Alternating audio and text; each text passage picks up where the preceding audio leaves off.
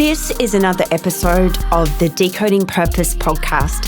My name is Rebecca Tapp, and in every episode of Decoding Purpose, we speak to humans of both influence and impact to explore how life's turning points help us to decode purpose and to ignite a more meaningful and purpose-driven life. Welcome to another episode of the Decoding Purpose podcast. Now, I had the pleasure of meeting today's guest in Singapore at the end of last year, where we were both working. And at the time we met, I was sitting in a hotel lobby with a mutual colleague, sharing a beverage, when the amazing Catherine Molloy, who is today's guest, came bounding into the room with a beaming smile and excitedly waving a book around in the air. After shaking my hand with the certainty of a woman empowered, she proceeded to tell me that the book she was holding was The $1 Million Handshake, the ultimate guide to revolutionize how you connect and communicate in business and life, and that it was printed in Chinese. Now, as you can imagine, given the book was printed in Chinese, it was an international bestseller and Kath's chart topper, putting her on the map as a global thought leader and speaker. And like so many of us, right up until February this year, she was booked on flight after flight, attending conferences all over the world. And then the world stopped. And all travel stopped and conferences stopped. And you guessed it, handshakes also stopped. But you know what? Given handshakes date back to the 5th century BC, Kath Molloy doesn't think that handshakes will be gone forever. So, we'll see. We'll see how that one evolves. To give you some additional background info on Kath, along with being a best-selling author, she is a communications expert specialising in leadership, sales and service. And for 25 years, she has immersed herself in business, training and facilitation, mastering communication and body language psychology. Kath also holds a master's degree in neuro-linguistic programming, as well as qualifications in business, leadership and management. Now, in today's chat, Kath and I had a wonderful conversation with a focus on how we pivot with purpose. So how do we pivot our sales strategy in the context of COVID-19? How do we ignite influence in a virtual environment, which we all find ourselves in these days? How can we become deeply conscious of our physical presence and body language online or in life? And going a little deeper than that, how does our connection to the body influence our connection to purpose? We also talk about behaviour styles and explore how these archetypes can inform our purpose. We unlock the purpose of conscious leadership. So without further delay, kick back, give yourself a handshake, given you can't give anyone else a handshake at this point in time. And let's dive into the world of the one and only Catherine Molloy. Welcome to the podcast. Kath Molloy, welcome to the Decoding Purpose podcast. It's such a pleasure to have you here with me today from sunny Noosa. Oh, look, it's wonderful to be here with you. Thank you for having me. You are welcome. Now, Kath, I wanted to kick off with a question that I actually ask all my guests on the Decoding Purpose podcast, and it's a big one, but, I like diving straight in, and that is whether you believe that purpose is an intentional decision, a choice that we make, or is purpose a kind of fate or destiny that we just stumble upon through the course of our lives? Wow, great question and a big question. Is purpose an intentional choice, decision, or is it something that we choose along our way? All right, so let me think about this just for a moment. I believe that we are born with our natural behaviors and, our likes, and when we follow our heart, it seems to lead us in a direction.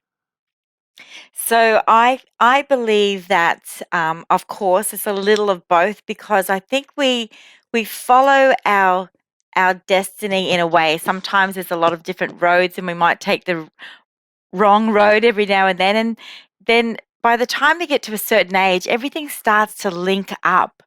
And so I think that we absolutely make choices all the way along to at that end place. But I also believe that we follow decisions too that tend to make us feel lighter and happier. And when we follow those, it seems to link both of these together. So purpose is a choice that we make lots of choices to get to where we want to go. But I also think that we do have that destiny if we follow what makes us feel light when we're making these choices. Yeah, look, 95% of the people I've asked this question say something quite similar, and where I've landed is that, if we choose to show up for our purpose, on some level, whatever you believe in, the universe will come along and support that and kind of push us along the road, or give us the breadcrumbs so that we can navigate the path forward. Kath, season 2 of the Decoding Purpose podcast is squarely focused around decoding turning points in our lives. And the reason for this is that I have found so often our purpose is born in these kind of significant moments of time that seem to somehow change everything and shape everything for us moving forward. As the author of The $1 Million Handshake, I have to ask you, how has the COVID-19 pandemic enabled your purpose as both an author and a speaker to evolve and shift? Wow, so many turning points in life. There certainly are. And of course, COVID-19 is going to be shifting and changing for a lot of us. Becoming a little bit more conscious creates change as well. And with the $1 Million Handshake, we are now in a world without handshakes. Yeah, it's been a bit of a game changer for you. It has. So they say. This is the interesting thing, though. I have completed over the last 3 weeks a survey of over 1,000 people worldwide, and we had 56 people that feel great about having a handshake, and around 20 that feel good. We only had about 32% that would be uncomfortable with handshakes. Now, That's interesting, given the yeah. context of what's happening. And I'll give you a couple of examples coming up as well. It was very interesting yesterday. And being a woman in business, this does happen to us a lot. But I went to inspect a property for a girlfriend on the beach at sunrise. And the agent was waiting, and I brought my husband with me. So I've come up, and he was just standing there with his hands by his side. So I thought, of course, you're not handshaking right now. And he said, I've got some gel. My husband took 2 steps down the path. He immediately puts his hand up and waits for my husband to get there, shakes his hand, and then we all use the gel before we walk in. And this has been going on for a long time for women in business, that men will immediately want to shake a man's hand, but not always the female's hand. Why is that? Why is that? So I sent out, as part of the questionnaire, how comfortable are you? And it did come up that men were a little bit more comfortable shaking hands with men than women, but not much of a difference. And women were comfortable shaking hands with all genders. There wasn't anything that differentiated it at all. So I don't know. It seems to be a bloke thing, straight away there's a guy. Now, I've seen the football fields already. We've been playing football. They're all shaking hands. I think, the handshake has been going on for centuries. So it will still be there. But what's important to understand is what we do with our hands after. See, a lot of people within a 5-minute period touch their face around 32 times. So, and I'm a body language expert. I've been telling people for years, the last 10 years, do not touch your face. So, for us women, we could think of men, don't touch men, mouth, nose, eyes. Just having a joke there. But we all love our men. But it's good to start to understand that you become a little less influential when you're rubbing your eyes, touching your nose when you're speaking, covering your mouth, playing with your hair. So our hands, they say that they naturally do self-sanitize. So if you cannot touch your face, will be as good as using hand gels and washing your hands too. I want you to remember this, that if someone opens a door and you open the door, you have the germs in your hands. So you're not going to get COVID-19 from shaking hands. You'll get it from what you do after with your hands. But you also must then remember, if you touch a box on a shelf or pick up a tin can, 20 hands might have touched that too. So overall, you do think the handshake will survive the pandemic? I do. I've seen it already. Yeah. I have witnessed it. I've been watching on TV. And the thing is, and I mentioned this at the very beginning of COVID-19, this elbow tapping. You brought people in close. We cough into our elbows. The germs live on clothes for days, unlike germs living on a hand. So it's really important that we're sensible about what we do here. I had also, there's a lot of shows and Spock where they do different things with their hands or touch their hand on their heart. In India we have Namaste, and in Japan we bow. But what I've already seen with COVID-19, that if you are used to meeting with that handshake, it's just something that comes naturally. My husband said, "You know what, Kath, I don't think we'll be shaking hands." I said, "Yeah, maybe we won't be. We'll be using all those other body language techniques." And then within a day, someone comes onto the property, and the first thing my husband and he do is shake hands. Yeah. And it was right in the middle of it. And I've come down with the hand gel and I go, "Good on you boys, use your hand gel." And so even my husband, who said, "Look, we won't be shaking hands," the minute he meets someone, he shook their hands. Yeah. Old habits are hard to break, aren't they? They are. Now, Kath, the early days of your career were spent working for Westpac, where you were topping the sales for the state of Queensland every month. Obviously, your passion for decoding body language, which you've just spoken about, was a huge part of that. However, when I was reading your book, I also noted that you seemed really focused on understanding a person's purpose with regards to how you approached sales transactions and understanding what they really needed, opposed to, just simply trying to close the sale. Are you of the belief that selling is something that can happen in like a more soulful and kind way than what people maybe traditionally associate with sales? Absolutely. And I think that's how I was that accidental sales hero, because I was focused on the client. So being really conscious about, what products they had, having that discovery discussion with them, what do they need, and then meeting their needs led to sales. And I even found that if I didn't have what that person needed, but I could lead them in the direction that they needed to go, the next time they wanted something, who do you think they came to see? Well, of course, you. It's about building the relationship, right? It is. Yeah. It's about building the relationship, and also really knowing your products, knowing those benefits. A lot of people get into these roles and off they go. And then they'll be talking to people about them, and next minute they're touching their nose because they're a little uncomfortable. They're not really quite sure how that works, but they're going to sell it anyway. And it comes through. So, I talk a lot on being conscious in the way that you lead yourself, and conscious of the person you're meeting, of the surrounding, conscious of their needs. And sales is a dance. It's about giving information and receiving information. And yeah, I love working with people for that reason.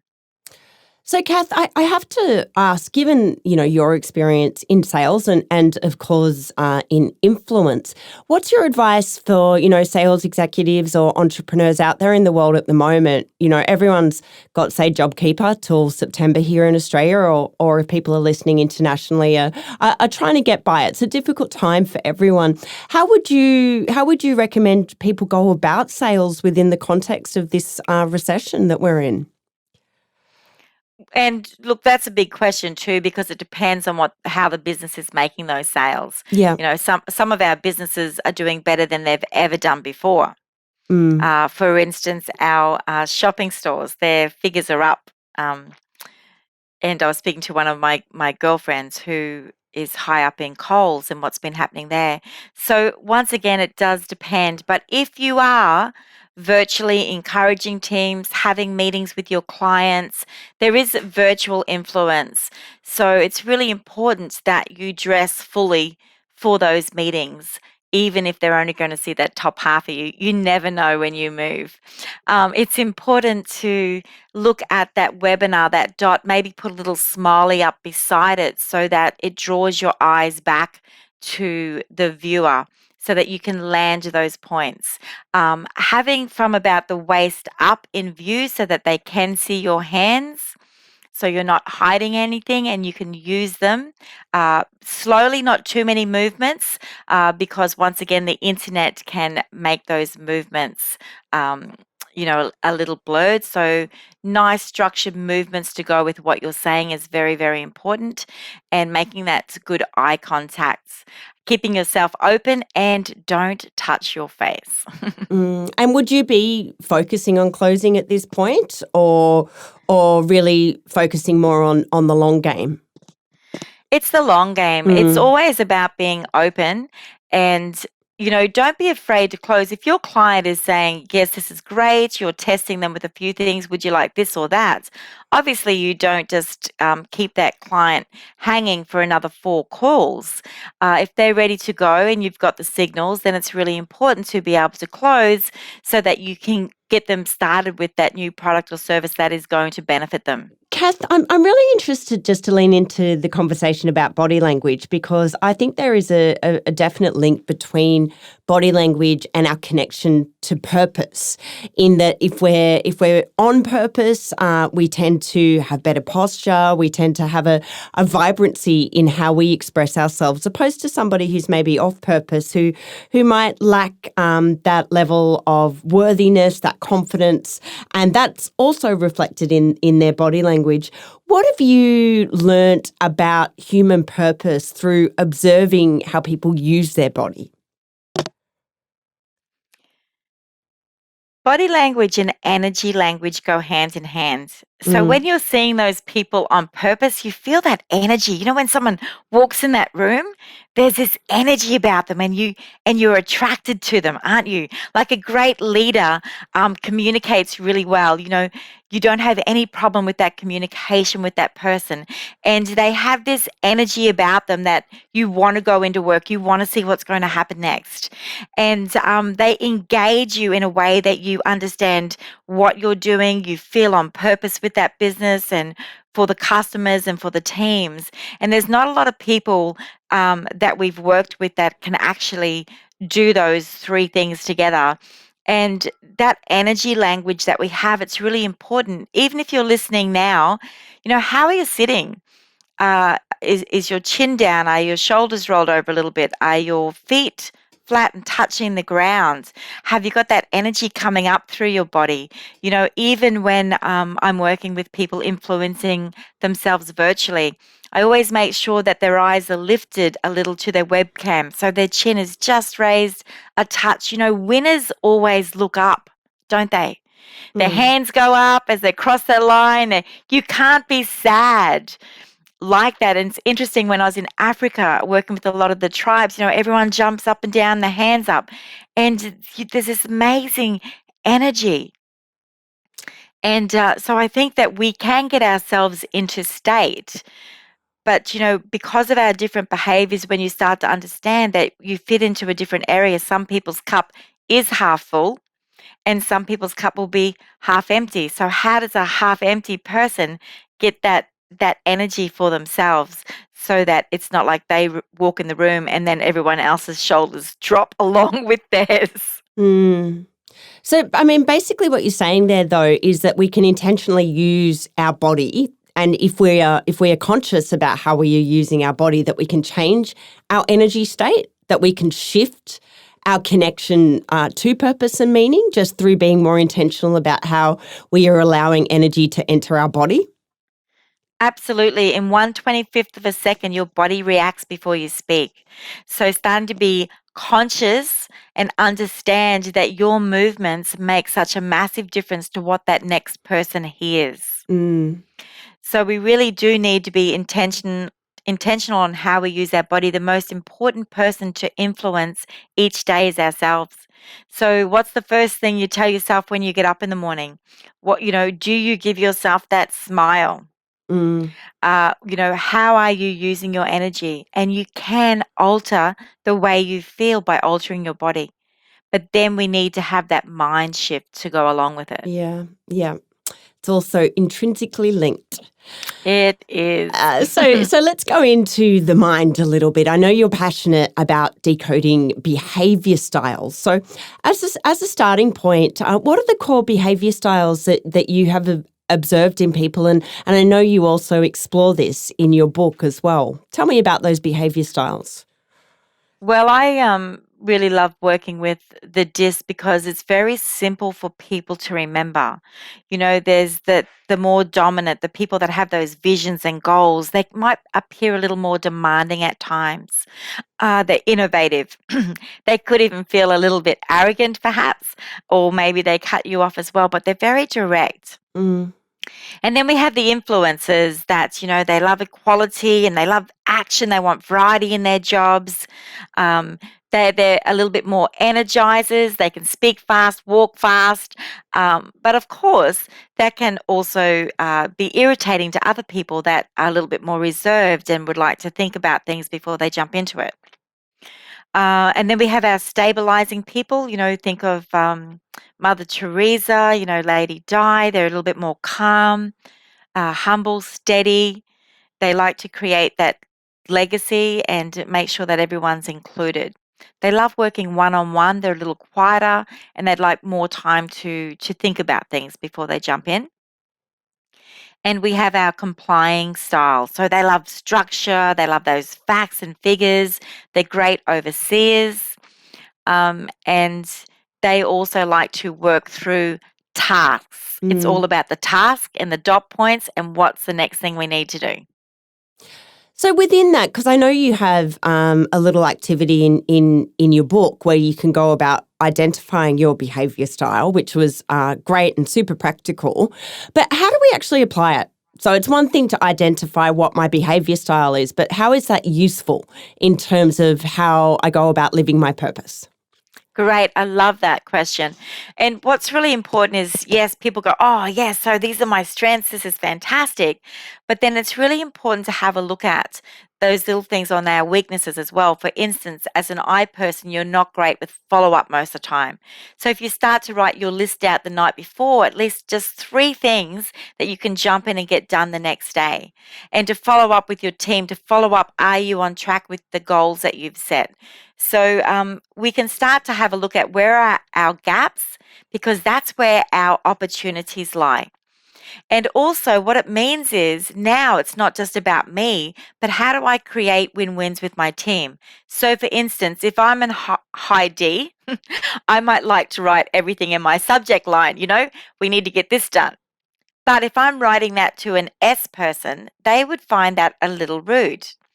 So when I'm writing to my S people, then I will add all the extra things. I'd go back and type in, hi, so-and-so, how are you today? We've got this new opportunity, and then give them a couple of things on the how to. So if I was a high D directing to an S person and I came to see them, I wouldn't just say, oh, look, we've got to get this done. Can you do it? They would say yes, but they may do it in a week's time or in 2 weeks' time.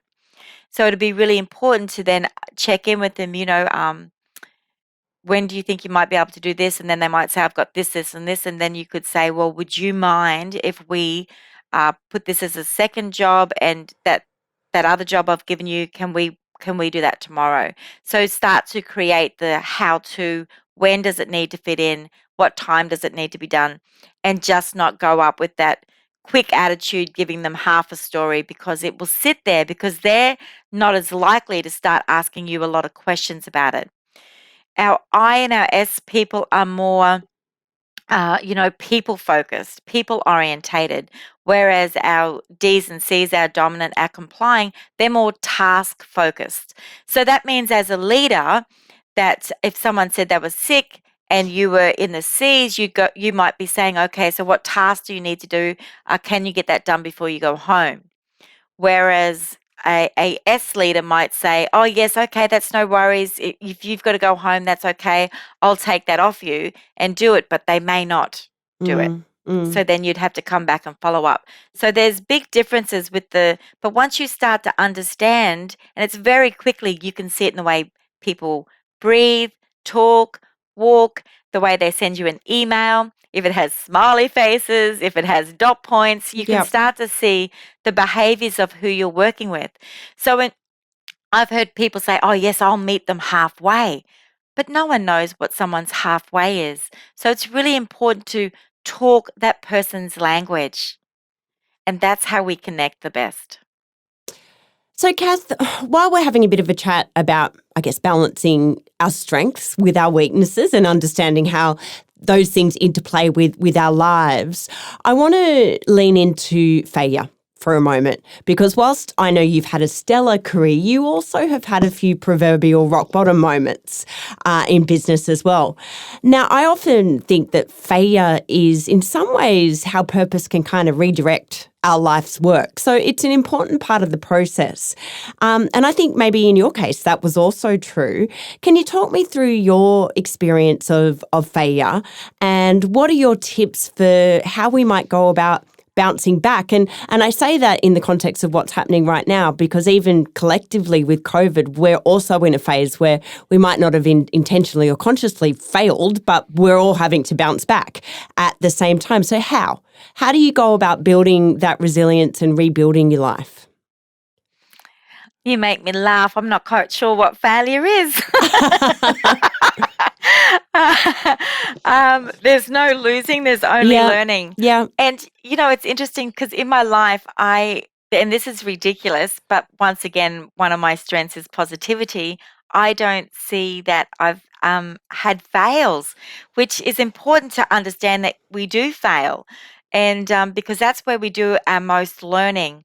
When my husband fell sick and I started the business from scratch, within that first year, I signed over $1 million in training, grew the business vertically, learned so much about teams, about putting the right person in the right job, hugely important so you don't develop any cancers in your business.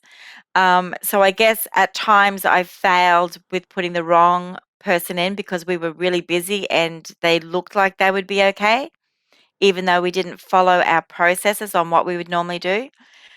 Putting people in because you're really busy and growing fast without processes and policies for each of the jobs they're going into is also a great way to fail, or a great way to learn to make sure you have those policies in place. And I work with a lot of small businesses. They let people go, but they let them walk out the door with all the information. Then they have to reinvent the wheel each time. So I help people capture all their policies and procedures. I think that's really, really important. So I guess that was my biggest thing of learning in business when I first started and grew so fast, was to really capture what works and to create policies and procedures books for the next person coming through, and to make sure we followed our body language, our connecting, our mindset, giving them tasks to do before we put them on to make sure they're the right person, and making sure by using our behavioral profile that we're putting the right person in the right job. If we really love someone but they weren't suited for the job that we needed, then we would use them somewhere else in a job that they would shine in. And I think that was the most important thing for business for me. Then 5 years on, the business grew so much I wasn't doing what I wanted to do. So I sold that part of it and kept working with the soft skills and finally built it up Fantastic. Absolutely amazing opportunities last year, and we've won so many awards and been on so many stages. And of course, COVID-19. Is it a fail or another learning curve? I've had to go vertical again in a different field, not loving the IT side of things, I think a lot but of very people relate to that. Oh, but very quickly we've set up and we've changed our business and we've moved to online, which of course, all these skills we've learnt, we're not going to go back. I don't believe we'll be going back. We'll be going forward with all these new skills. And I believe that instead of me being away from home 20 days in a month, I'll probably find myself at home 20 days in a month and just using that the other week to travel in. Mm, So, bit more once again, balance. more balance Yeah. and it is like starting business all over again, though. Yeah. Look, I think a lot of people, I know I certainly relate to that feeling of being in startup all over again. But there's something else you said in there that I just want to touch on for a minute with regards to, you were talking about taking time to really know your staff and really know if they're in the right role. And in the context of business at the moment where we maybe do have a little bit more time in a conversation about purpose, I think it's no different to being able to, you're talking about being able to ensure someone's in the right role. It's such a good time to ensure somebody is really clear on their personal purpose and that their purpose is also a part of that role. I think so many organisations try and give their people purpose without realising that it's kind of like trying to give someone their DNA. It's theirs. You've got to take the time to discover who they are and ensure they are in the right role or that their purpose is being facilitated. But you've got to know who they are to do that. And it's something that it sounds like you've naturally done as a part of your business operations. Yes, and thank you that it sounds natural, but I had a steep learning curve as well. And so taking on all these extra skills really has allowed me to help others align their team and the individual people to their personal purpose and the business purpose.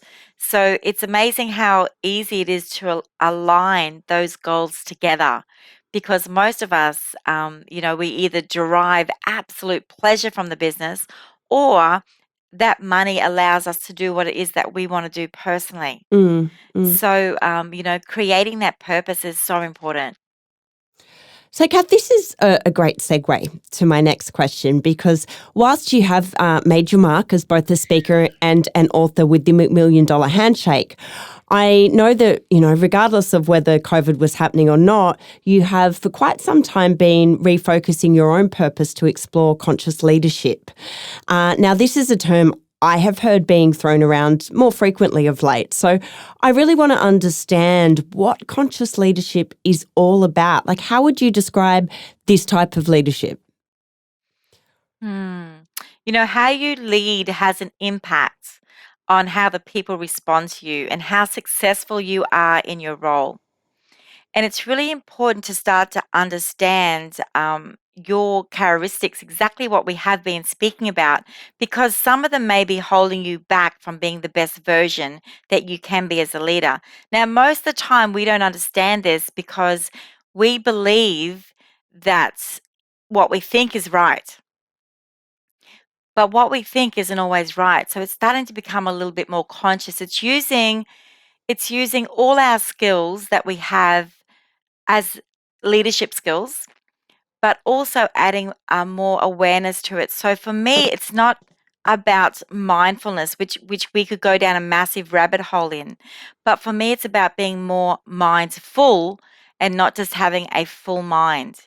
It's really easy to get lost in our own thoughts as the mind constantly and endlessly thinks and thinks and thinks and thinks. But it's about stepping back and looking at things mindfully. And you can create that space between stimuli and stimulus, a space where you can look at something calmly and objectively before deciding how to move forward. And, there's a few things that we use for practices for conscious leadership.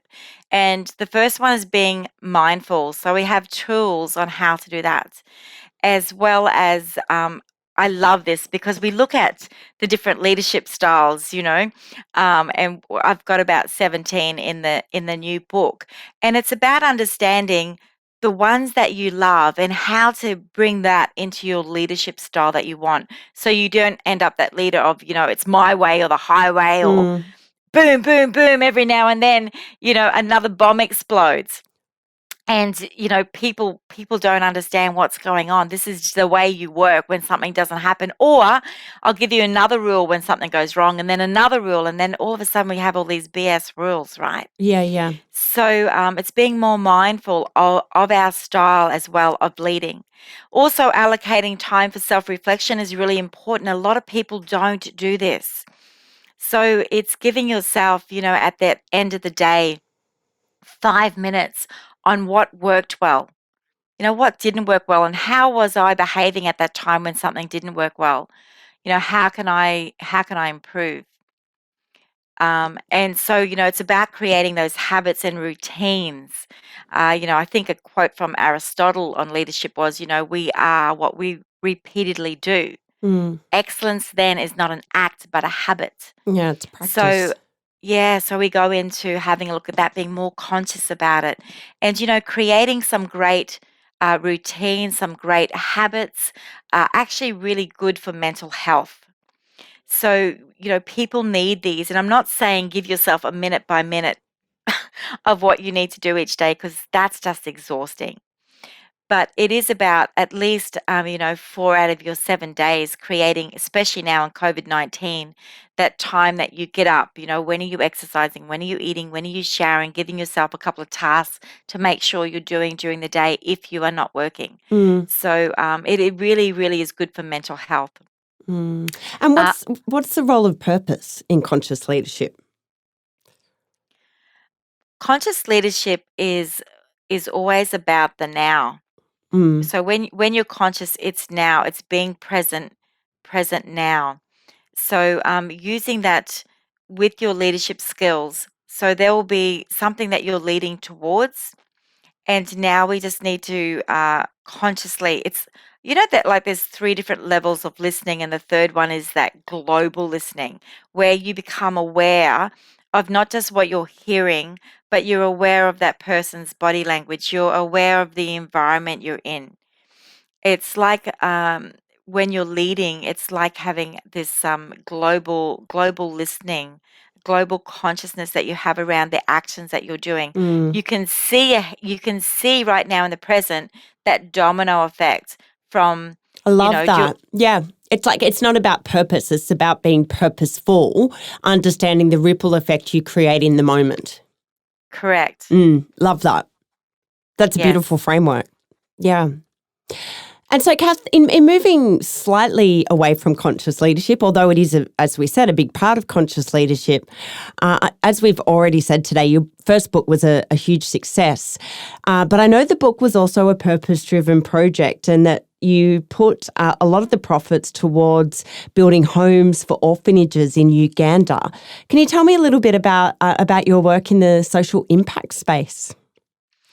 Yeah, so it's interesting what happens in life. When you're talking, once again, your very first question, It's everything the golden thread. it is everything keeps coming back to that. Is it choices or destiny? When I was around the age of 9, my dad always was reading the paper, and I saw people's names, and I said, why is their name in the paper? And he goes, oh, because they've fundraised. And they've helped some people. So I started doing this little puppet show every quarter and raised $50 and decided to give it to the Children's Hospital. Now, the interesting thing is, I forgot that I was an orphan when I was born. And so here I ended up when we'd lost everything and I was starting a new business from scratch. I said to my husband, I'm going to give 10% off the top to a charity. And he was like, we've just lost everything. Why would you do that? And I said, I just need a bigger purpose than just us to get back on track and to earn money to survive. So he let me do my 10%. And then and then I met a lady that I had known from when I used to teach Sunday school, when the children were at Sunday school, and she asked if I would help with a program called Shine. And it was where children, young girls that might have been abused, or from broken homes, or being bullied even, would come in, and we'd have 20 girls at a time for a 10-week program. And, from that time, that lady then also worked with these orphanages in and Watoto in Uganda, and asked if I would like to come on a mission. So I fundraised for the first one, and then in 2010, every 2 years they go over to build homes, etc. And what happened was, once we started fundraising, it's exhausting if anyone's ever done it. Plus, my business was growing really quickly. And then I was starting to feel guilty. I didn't have enough time for everything. I'd been being told I needed to write a book. And, in the book, of course, it's about body language, behaviors, mindset, connecting cross culturally, and, of course, the conscious connection framework. So there's a lot in there. And then there is that one chapter on the way we connect through our handshake as well. So when I started to do this book, which I didn't want to do, I said to my husband, I'm going to do a third of it's going to go to charity, to our Watoto cause. And he goes, why would you do that? And I said, because, it's so hard. And he said, well, that's a lot. And I said, well, I haven't sold a single book. Who knows if anyone will buy it? But imagine if I sold 1 million books. That would be, I wouldn't even have to fundraise for the rest of my life, and we'd Mm. have enough money to help the children. So, and I said, look, I'll give a third to you. And he said, oh, well, okay. And then I said, I'll put a third back into education. So this was my plan, before I started to write it. And then Well, it's pretty good motivation, isn't it? I was thinking, if I don't have to fundraise again. So we do things for a reason, and that's my strategic. I always look at the end result and then work backwards. Okay, I've given myself an end result, a goal, so now I can work back to make that happen. But along that way, when I got 1 or 2 chapters done, I was introduced to a book company who wanted to come and meet me, because they're thinking, a woman writing the $1 Million Handshake? Let's meet her. And I stood up as the lady from the book company came in from Hachette in Sydney. So they're the second largest publisher in the world. And she said, how did you know it was me? And of course, I said, just body language. I knew that was going to be you, because it was a very busy cafe. I had no idea, but my gut feeling must have made me go, this is her, stand up. And so I do follow that a lot. And from there, I was then paid to write the book, so we're able to give some of that money away as well. And then the book became Business Book of the Year by Orion 7 Dials in UK. It sold out in India. It's been published in traditional Chinese in Taiwan and Vietnamese. So it's making its way around the world. Haven't sold that 1 million copies yet, but hopefully one day. Well, we'll see. Long live the handshake. Will it survive? Long live the handshake. Kath, look, I've come to my last question today.